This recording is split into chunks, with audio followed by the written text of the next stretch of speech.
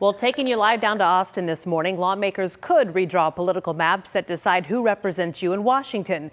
Redistricting is back on the agenda, and what happens today will impact your vote for years to come. Natalie Haddad has been tracking the latest overnight. Natalie, after all the delays, are we finally looking at a vote today? Yeah, it was always delayed but never denied. Both the House and Senate have advanced proposed congressional maps out of committee. So what's left is final approval in each chamber, and that could happen today, likely leading us to the first successful mid-decade redistricting effort since 2003. Now, still, House Democrats continue their protest against these efforts. Here is a live look right now at lawmakers sleeping at their desks on the House floor. Representative Nicole Collier of Fort Worth has been there since Monday. Other Democratic colleagues of hers have joined her.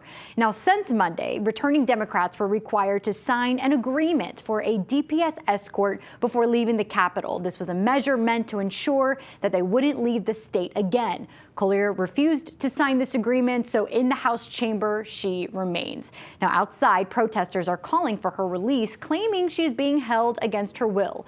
Collier has filed a writ of habeas corpus, meaning she asked a judge to decide whether the Speaker of the House has the authority to keep her in the chamber. WFAA asked the Speaker's office to point to the exact House rule granting that power, but they did not respond. Now, as lawmakers vote on new congressional maps today, tensions are not expected to ease. Yesterday, protests were pushed outside after a social media threat called on people to shoot anyone preventing lawmakers from leaving the Capitol. DPS is investigating that threat. Mark?